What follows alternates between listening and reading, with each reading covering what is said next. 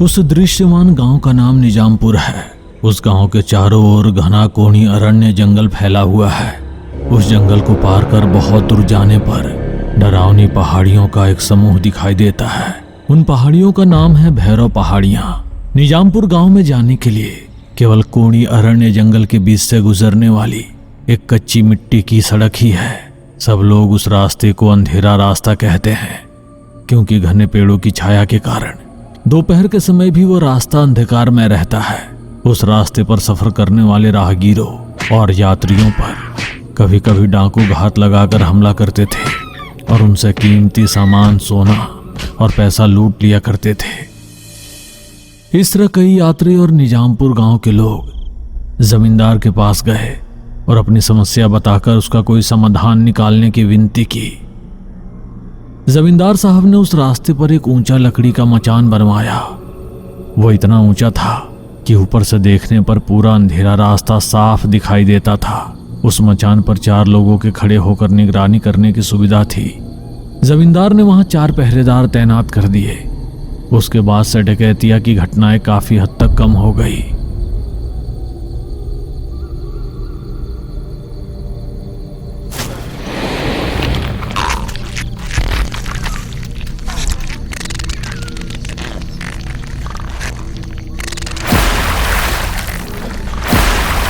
इतने जोर की आवाज क्या थी? क्या नीचे कोई मुसीबत में है? पता नहीं, हो भी सकता है। अच्छा होगा कि मैं नीचे जाकर देख आता हूँ। ऐसा कहकर वो पहरेदार मचान से नीचे उतरता है और चारों ओर देखने लगता है। बाप रे, भूत! बचाओ बचाओ बचाओ! चीखें ऊपर तक सुनाई देती है। ये तो हमारे आदमी की आवाज है। उसे क्या हुआ होगा? चलो सब नीचे उतर कर देखते हैं। तीनों मचान से उतरकर चारों ओर तलाश करते हैं, लेकिन वहां उसका कोई निशान नहीं मिलता। वे ये बात जाकर जमींदार को बताते हैं। अगले दिन गुम हुए आदमी की तलाश में बाकी नौकरों के साथ पहरेदार उस अंधेरे रास्ते को छान मारते हैं। उसका कोई सुराग नहीं मिलता। उस दिन के बाद से हर पूर्णिमा की रात कोई ना कोई अजीब तरह से गायब होने लगता है। उन्हें कौन उठा ले जाता है और उनके साथ क्या करता है, ये किसी को समझ नहीं आता। सबसे डरावनी बात यह है कि हर पूर्णिमा को सिर्फ पुरुष ही गायब हो रहे हैं। वहां ना खून की एक बूंद मिलती है, ना ही पैरों के निशान। बिना कोई निशानी छोड़े लोगों को उठा ले जाया जा रहा है। राहगीर, चोर, डकैत, आम लोग, उस रास्ते से गुजरने वाले किसी भी पुरुष को वो शक्ति नहीं छोड़ रही।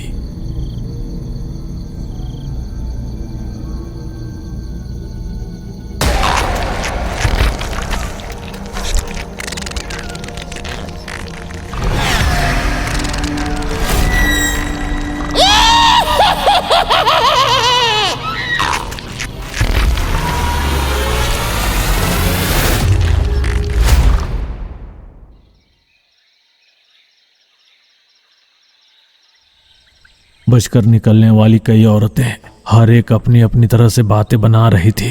ये इंसानों का किया हुआ काम नहीं है बाबू। मैंने अपनी आंखों से देखा है। मेरे पति को एक भयानक हाथ उठाकर ले गई। आसमान से उड़ता हुआ एक घोड़ा आया और मेरे बेटे को उठा कर ले गया। मैंने अपनी आंखों से साफ साफ देखा। मेरे बड़े बेटे को एक विशाल राक्षसी आई और एक ही बार में निगल गई। इस तरह हर कोई अलग अलग कहानी बताने लगा, जिससे जमींदार साहब का सिर चकरा गया। कौन सच बोल रहा है और कौन झूठ, यह समझ नहीं आ रहा था। सच्चाई तो यह थी कि उस अंधेरे रास्ते में पिछले 3 सालों में पूरे 36 आदमी गायब हो चुके थे। उनके शव तक नहीं मिले। वे जिंदा है या मर चुके हैं, यह किसी को भी पता नहीं था। आखिरकार जमींदार साहब ने दूसरे गांव से चुने हुए बहादुर योद्धाओं को बुलवाया और पूरे जंगल की छानबीन करवाई। खोज के दौरान उन्हें एक बेहद डरावनी जगह मिली, वही भैरव पहाड़ियों की ओर जाने वाला कपाल द्वार। वो द्वार साधारण नहीं था, इंसानों की हड्डियों से बना हुआ, बेहद भयानक।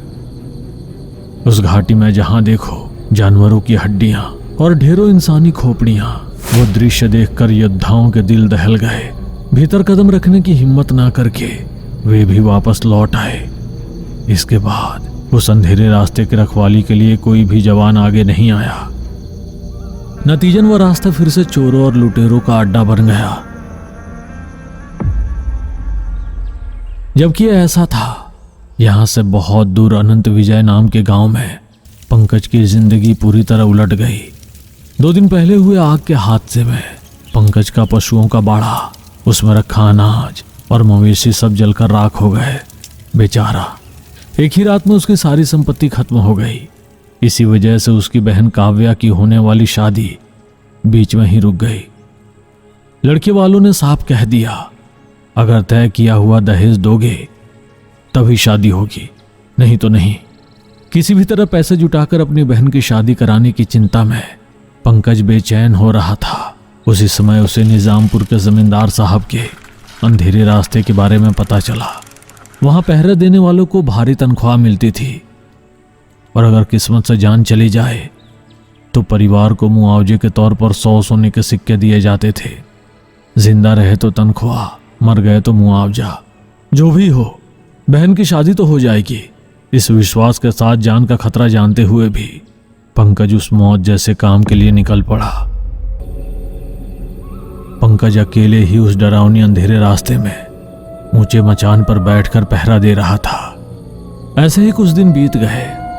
वो पूर्णिमा की रात थी। पंकज जानता था कि ठीक पूर्णिमा के दिन ही आदमी गायब होते हैं, इसलिए उसने ठान लिया कि चाहे कुछ भी हो जाए उस रात मचान से नीचे नहीं उतरेगा। नींद आने के बावजूद जबरदस्ती खुद को संभालते हुए आंखें झपकाए बिना पहरा दे रहा था।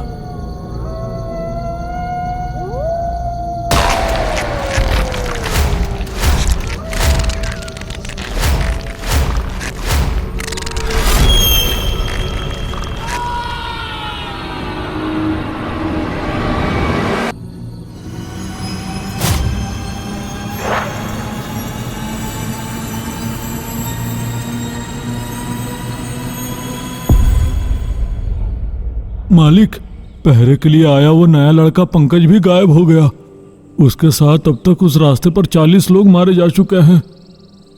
हमारे गांव का ना होते हुए भी हमारे गांव के लिए आया और मारा गया। जैसा कि हमने ढिंढोरा पिटवाया था, उसके परिवार को मुआवजे के तौर पर 100 सोने के सिक्के भिजवा दीजिए। ठीक है मालिक। भाई ने अपने मौत से उसकी शादी के लिए पैसों का इंतजाम किया। ये जानकर काव्या बहुत रोई। उसे लगा कि उसका जिंदा रहना बेकार है। मरने के लिए घर के सब लोग सो जाने के बाद आधी रात को वो गांव के बाहर स्थित एक सुनसान कुएं के पास खड़ी होकर अपने भाई को याद करते हुए रो रही थी। उसी समय लोकी भूमि को उठाकर आसमान में उड़ता हुआ जा रहा था। अरे जरा ऊपर देखिए, वहाँ एक लड़की कुएं में कूदकर जान देने वाली है। जल्दी चलिए, उसे बचाना होगा।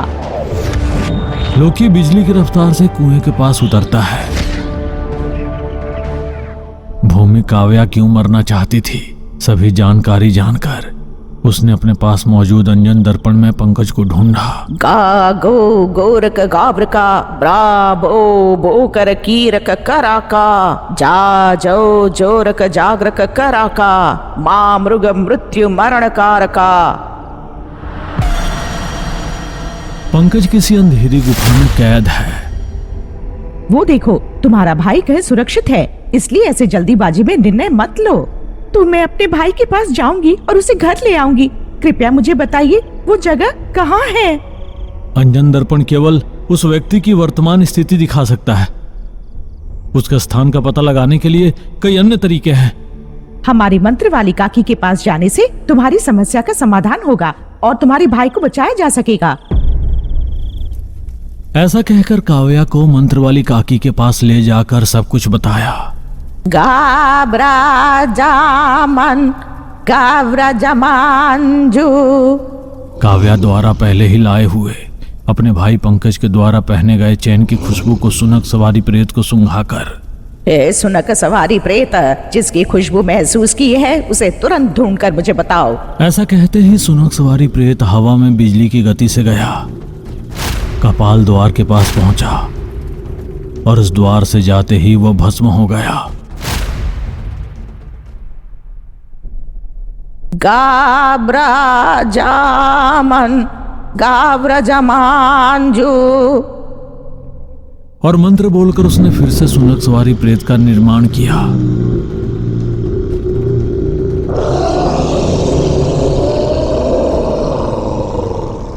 उन्होंने उस प्रेत द्वारा दिखाए गए रास्ते पर चलते हुए निजामपुर पहुंच गए।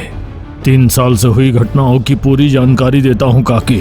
3 साल पहले तक हमारे गांव में कोई समस्या नहीं थी। अब इस भयानक समस्या के कारण गांव वाले उस रास्ते पर जाने से डर रहे हैं। आप जो बता रहे हैं उससे लगता है कि कोई शक्तिशाली दुष्ट शक्ति उस अंधेरे रास्ते को घेर चुकी है। मैं उसका अंत करके किसी भी हाल में पंकज को बचाऊंगी। आपके गांव वालों को उससे मुक्ति दिलाऊंगी।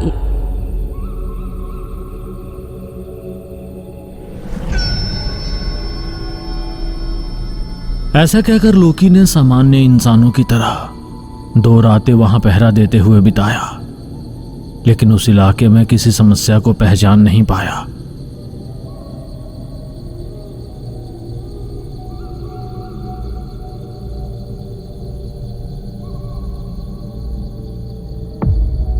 यह केवल पूर्णिमा की रातों में ही किसी जगह से इस अंधेरे रास्ते में आती है। हम चाहे कितने भी रातें यहाँ रहे, व्यर्थ है। ऐसा कहते हुए जमींदार को एक बात याद आई। काकी, मैं एक बात बताना भूल गया। कई महीने पहले कुछ पूर्वी देशों के योद्धाओं को लेकर जंगल में खोज करवाया तो उन्होंने एक घाटी का रास्ता खोजा, लेकिन वो बहुत भयानक था। लोगों की हड्डियों से भरी हुई। डर के मारे वे लोग उस तरफ नहीं गए। अगर ये बात पहले बताई होती तो 2 दिन व्यर्थ नहीं जाते। चलो हम सब वहां चलते हैं। ये कहकर वे जंगल के रास्ते से यात्रा करने लगे।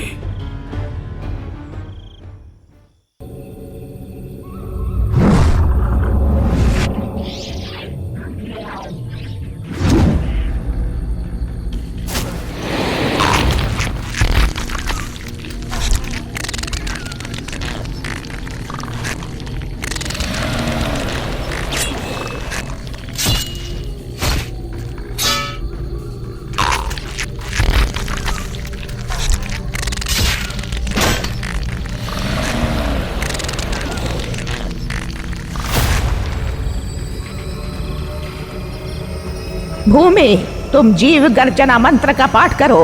जीवनाद वेदना वतन बंध छेदना प्रलय घोष निर्गता दा शक्ति विजय प्रचलविता दर्शन वात्र विमुक्त दुष्ट शक्ति प्रतियता। मंत्र का पाठ होते ही वह हाथ भूमि को छोड़कर नीचे गिर पड़ा। काकी ने अपनी मंत्र छड़ी से उस हाथ को बुरी तरह पीटकर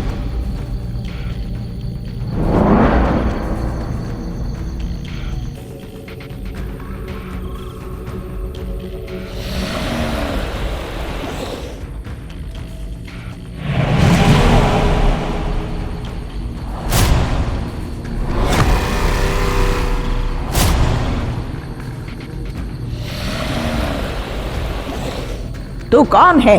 यहाँ मनुष्य को कौन गायब कर रहा है? पंकज कहाँ है? बता, वरना यही तुझे भस्म कर दूंगी।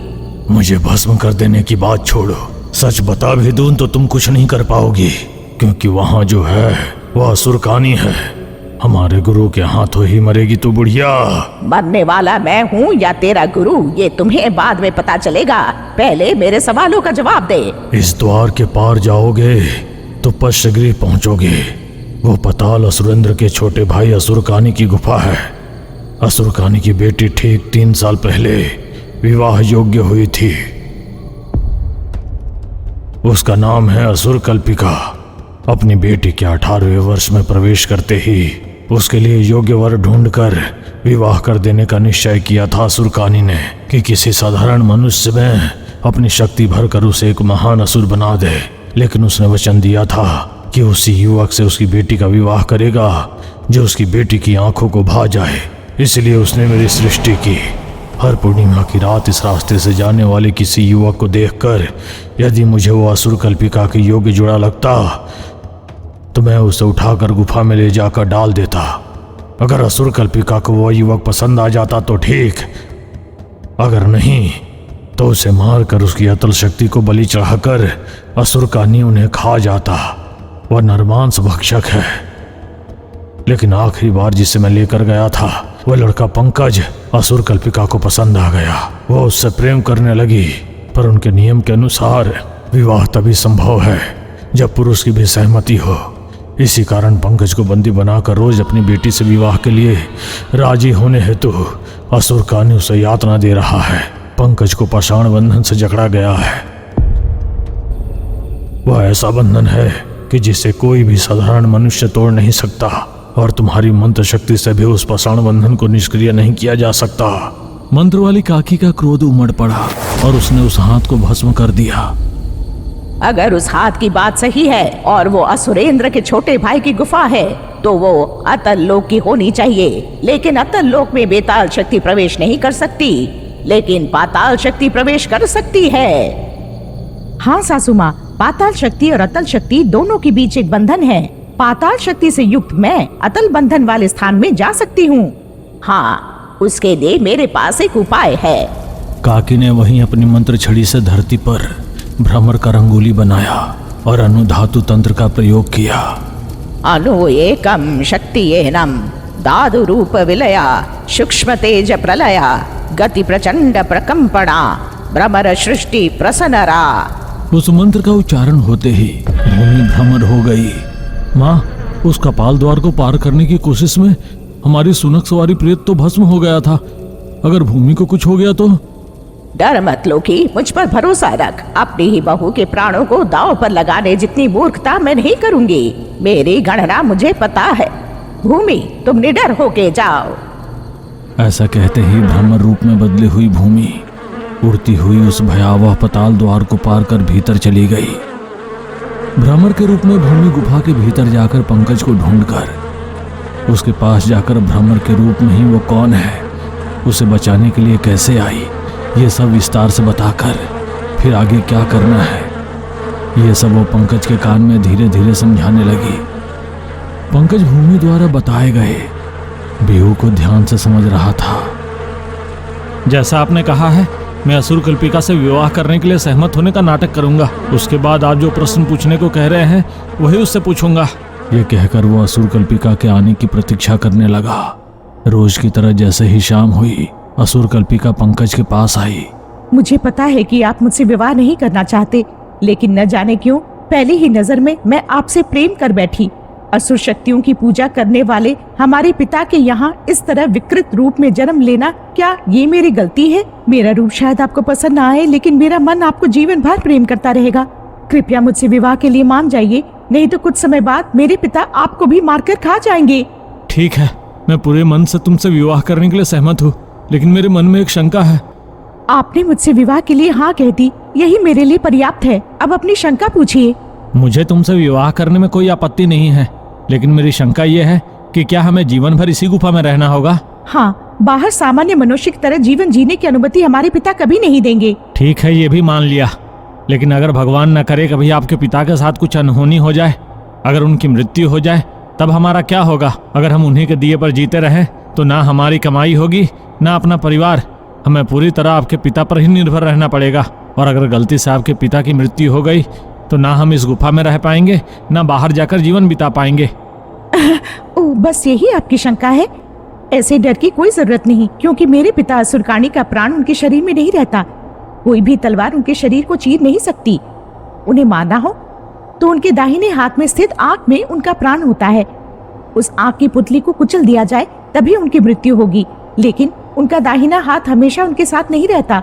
वो रुद्रद्वीप की पर्वतीय गुफाओं में रखा होता है।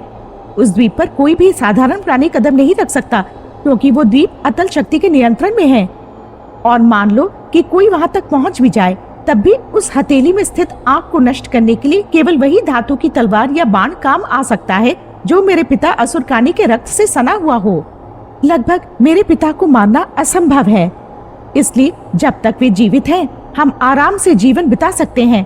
अब आपको विश्वास हो गया ना? अब मुझे पूरा विश्वास हो गया है। तुम्हारे पिता जो मेरे होने वाले ससुर असुरकाणी हैं, कोई साधारण व्यक्ति नहीं है। उन्हें मारना असंभव ही है। हाँ, तो फिर मैं जाकर अपने पिता को बता आती हूँ कि आप हमारे विवाह के लिए सहमत हो गए।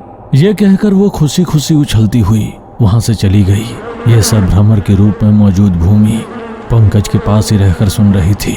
अंधेरा होने तक वो उसी गुफा में रुककर जब असुरकानी गहरी नींद में सो गया तब भ्रमर उसके नाक पर बैठकर उसका रक्त चूसकर गुफा से उड़कर बाहर निकल आई। मंत्र वाली काकी ने भूमि द्वारा लाया गया रक्त एक छोटी शीशी में भरकर उसे अपनी थैली में सुरक्षित रख लिया। भ्रमर रूप में ही भीतर जो कुछ हुआ था वो सब भूमि ने मंत्र वाली काकी को विस्तार से बताया। अनु एकम शक्ति एनम दादु रूप विलया सूक्ष्म तेज प्रलया गति प्रचंड प्रकंपना भ्रमर सृष्टि प्रसरणा। भूमि को फिर से सामान्य मनुष्य बना दिया और सभी रुद्र द्वीप की ओर निकल पड़े। उस द्वीप पर कदम रखते ही शक्ति क्षीण हो जाती है और प्राणी निष्क्रिय होकर मर जाता है। इसलिए बेताल अनुग्रह प्राप्त कोई भी उस अतल शक्ति के अधीन पैर न रखे। इस हेतु विकृत राक्षसी हाथ पहरा दे रहे थे। उनसे सब भीषण युद्ध कर रहे थे। अपनी मंत्र छड़ी ऊपर उठाकर सहस्रहस्त्र निरोधना यंत्र तंत्र कुतंत्र होम फट। इतना कहते ही उसकी मंत्र छड़ी से चाकू जैसी बिजली निकलती है। जैसे ही वे चमकती धारें उनके हाथों को छूती है वो भस्म होने लगते हैं। अंधेरे में एक गुप्त स्थान पर असुरकानी का दाहिना हाथ कांच के संदूक में सुरक्षित रखा हुआ था। भूमि दौड़ कर गई और एक पत्थर से उस कांच के संदूक को तोड़ दिया।